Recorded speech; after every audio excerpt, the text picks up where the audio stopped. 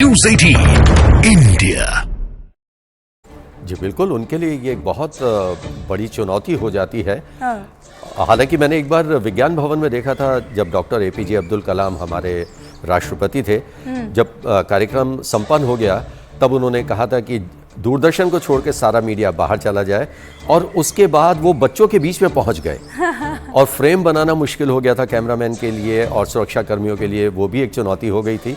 लेकिन तब हमने देखा था कि किस तरह से कलाम साहब बच्चों से जाकर मिले, उनसे बात करनी शुरू की और उन्होंने बहुत देर उन बच्चों के साथ कलाम साहब तो he was a people's man जी। मतलब जब उनको मौका मिलता था, जहां उनको मौका मिलता था, आम लोगों के पास जाकर उनसे बात करना, उनको दो शब्दों की सीख दे देना। और ये लाइव तस्वीरें आपको बता देना चाहती हूँ, एक बार फुल फ्रेम अगर हम ये तस्वीरें दिखा दें, ये देखिए एकदम पटा पड़ा है दर्शकों से कर्तव्य पथ। ये देखिए ठंड है लेकिन जोश में कोई कमी नहीं है, हाथ में तिरंगा लिए तमाम लोग इस वक्त आपको दिखाई दे रहे हैं और पूरा सर्दी का इंतजाम कर दिया है। टोपे पहने हैं, मोजे पहने हैं, ग्लव्स पहने हैं, मफलर डाला है, लेकिन जाना जरूर है हमको। एक बात मैं यहाँ और बताना चाहूँगा कि जब सुबह यहाँ लोग पहुँचते हैं, हाँ। आप हैरान होंगे कि धुंध की वजह से या जो ओस है उसकी वजह से सीट्स बिल्कुल गीली होती हैं। वहाँ कर्मी उनको साफ भी करते हैं, लेकिन वो पूरी तरह से गीलापन नहीं जाता और लोग उन्हीं पर बैठते हैं। जोश इतना होता है कि उस ठंड की उनको कोई परवाह नहीं होती। और ये देखिए 4 तस्वीरें टेलीविजन स्क्रीन पर, योगी आदित्यनाथ, पुष्कर सिंह धामी, नीतीश बाबू और भूपेंद्र पटेल, तीनों ने अपने अपने राज्यों में ध्वजारोहण किया। उसके बाद जनता को संबोधन दिया है, लोगों से बात की है और सबका लब्बो लुभाव आज की तारीख में यही था कि अब हम इंडिपेंडेंट खुद मुख्तार हुए प्लैटिनम जुबली जो है वो मना रहे हैं। 75 ईयर्स, 75 वर्ष हो गए हैं हमें खुद मुख्तारी हासिल किए हुए, और अब उस ताकत में और इजाफा करना है। और उसमें ये उंगली दूसरी तरफ नहीं, अब इन 3 बची उंगलियों पर ज्यादा ध्यान देना है कि हम क्या कर सकते हैं इस देश को और मजबूत बनाने के लिए, इस देश की खुद मुख्तारी, इसके गणतंत्र को और ज्यादा जो कहते हैं ना वजन देने के लिए। और आप देखिए, चाहे वो मोहन भागवत हो, चाहे वो राजनाथ सिंह हो, चाहे वो जेपी नड्डा हो, चाहे वो धामी हो, चाहे वो किसी भी, अब तक जो तस्वीरें आई मैं उनके आधार पर कह रही हूँ, वो किसी भी राज्य के मुख्यमंत्री हो, आज यही बातें कहते हुए नजर आ रहे हैं। कब वो हमें अंगरक्षकों का जो दस्ता है, प्रदीप जी, वो दिखाई देगा। सबसे खास वो ऊंची कद वाले उनके घोड़े हैं जिनके रखरखाव के लिए स्पेशल लोगों को रखा जाता है, मतलब उसी कद काठी के लोगों को रखा जाता है मेरे ख्याल से, नहीं? बिल्कुल वो रखा जाता है। और जो राष्ट्रपति के अंगरक्षक होते हैं वो 6 फीट से ऊंचे होते हैं, मतलब उनका कद 6 फीट से अधिक होता है। ये भी एक उसमें बहुत दिलचस्प बात है। और एक और मैं बात बताना चाहूँगा, क्योंकि जब परेड शुरू हो जाएगी, और आपने कहा अंगरक्षक, क्योंकि जब अंगरक्षक आते हैं उसके बाद फिर राष्ट्रीय सलामी का वही ऐलान करते हैं, राष्ट्रीय ध्वज फहराया जाता है, राष्ट्रगान बजाया जाता है बैंड पर। लेकिन बहुत से कम लोग जानते हैं कि उसे एक सेना के कर्मी राष्ट्रीय ध्वज को फहराते हैं। और इस बार ये सम्मान मिल रहा है फिर से नारी शक्ति को। मेजर सौम्य शुक्ला ASC वो राष्ट्रीय ध्वज फहराएंगी और राष्ट्रपति द्रौपदी मुर्मू वो सलामी लेंगी। और वो तस्वीर एक बार फिर मैं दर्शकों को दिखा देना चाहती हूँ। आज जो विशेष अतिथि है, हमारे जो मुख्य अतिथि हैं, फ्रांस के राष्ट्रपति इमैनुअल मैक्रों, उन्होंने 8:02 पर एक सेल्फी ट्वीट की।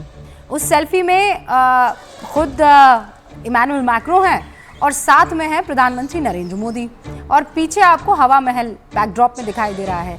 तस्वीर खींचने के बाद उन्होंने ये लिखा है, मैं बहुत उत्साहित हूँ कि भारत के साथ गणतंत्र दिवस को सेलिब्रेट करने का मौका मिला है।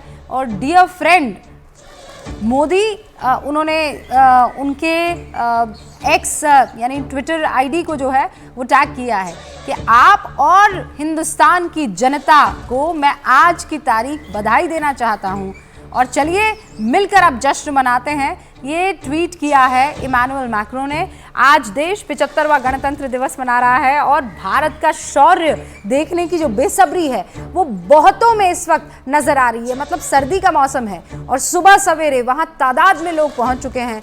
जो खास मेहमान आज इस बार है वो वो बहुत आम है पर बेहद ही खास है। वो वीआईपी है जिन्होंने जिनके पास कोई ताकत नहीं, कोई रसूख नहीं, लेकिन उन्होंने देश को आगे बढ़ाने के लिए उस ताकत का परिचय दिया है जिसे आप कह सकते हैं कि सुपर पावर ही हो सकता है।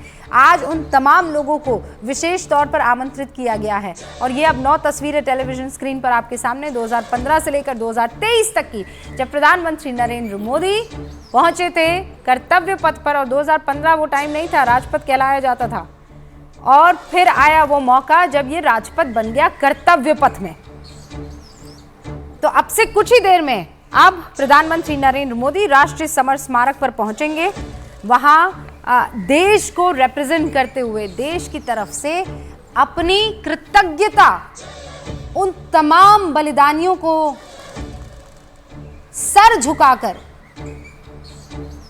अर्पित करेंगे कि अगर आप न होते, आपकी शहादत न होती, तो हम आज की तारीख में इस 75वें गणतंत्र दिवस को ना मना रहे होते।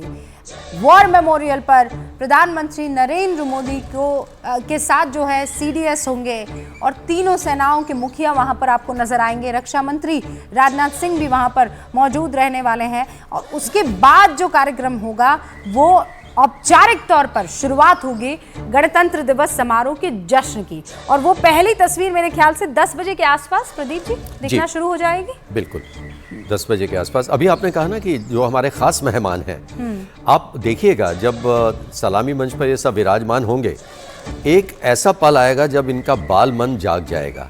आप गौर कीजिएगा, जब फ्लाई पास्ट होगा ये कितने उत्साह के साथ तालियां बजाएंगे और बिल्कुल एक दूसरे को इशारा करते हुए दिखाते हैं। मैं हर बार ये देखता हूं और खुद रोमांचित होता हूं कि हमारे साथ साथ ये भी छोटे बच्चे तो होते ही हैं, लेकिन जब आप इनको भी देखेंगे कि किस तरह से ये उंगली के इशारे से दिखाएंगे कि देखो ये निकला। और ये भी मैं आपको बता दूं कि मैक्रो साहब सबसे ज़्यादा तालियां तब बजाएंगे जब राफेल उड़ान भरते हुए वहाँ से गुजरेंगे। ये आप नोटिस कीजिएगा।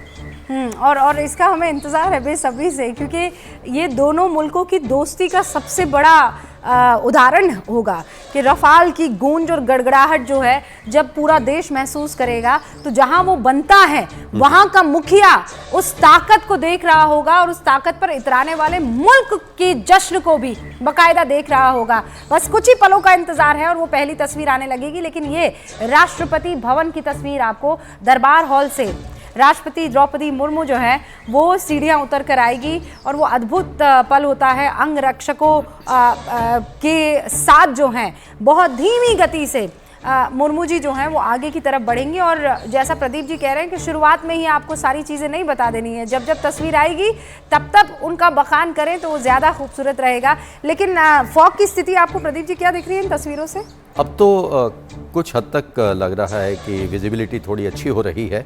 और जैसा कि हम रिहर्सल की भी बात कर रहे थे, आप ये देखें कि राष्ट्रपति भवन के 4 कोर्ट से किस गति से वो काफिला आगे बढ़ेगा कि वो बिल्कुल सही वक्त पर सलामी मंच के सामने पहुंचे। अच्छा, एक तो आप कह रहे हैं कि बग्घी का आज इस्तेमाल हो सकता है, तो ये बग्घी उस सलामी पॉइंट तक जो पहुंचती कितना टाइम लगता, और गाड़ी जो सलामी पॉइंट तक पहुंचती कोई अंतर है कि नहीं? एग्जैक्ट फिर वही गति होती है? बिल्कुल वही गति जो है मेंटेन की जाती है, मतलब बग्घी वाली। जी। तो ये तस्वीरें आपके सामने तैयारी हो चुकी है फुल फ्रेम। एक बार फिर से हम दर्शकों की तस्वीर आपको दिखाते हैं। वहाँ सर्दी है, लेकिन अलग अलग स्कूलों से, अलग अलग राज्यों से लोग वहाँ पर पहुँच चुके हैं गणतंत्र दिवस की परेड का हिस्सा बनने के लिए और उसे अपनी याददाश्त में, मेमोरी में बिठा देने के लिए। ये देखिए उत्साह देखते ही बन रहा है। जैसे जैसे कैमरा, और सबको पता है भाई सब कैमरा फ्रेंडली हो गए, जैसे जैसे जिब आगे की तरफ बढ़ रही है वैसे वैसे आप देखिए लोगों के हाथ हवा में आ रहे हैं। और देखिए उतनी फॉग भी दिखाई नहीं दे रही। कर्तव्य पथ जो है वो साफ तौर पर विजिबिलिटी 300 मीटर के आसपास की तो आराम से दिखाई दे रही है। और जैसे जैसे दिन आगे बढ़ेगा मुझे लगता है वैसे वैसे धुंध छटती चली जाएगी और एक के बाद एक वो तस्वीरें अब आने लगेगी जहां पर तमाम कैबिनेट मंत्री, तमाम सांसद वहां पर इनवाइट किए जाएंगे और उनके बैठने का सिलसिला शुरू हो जाएगा।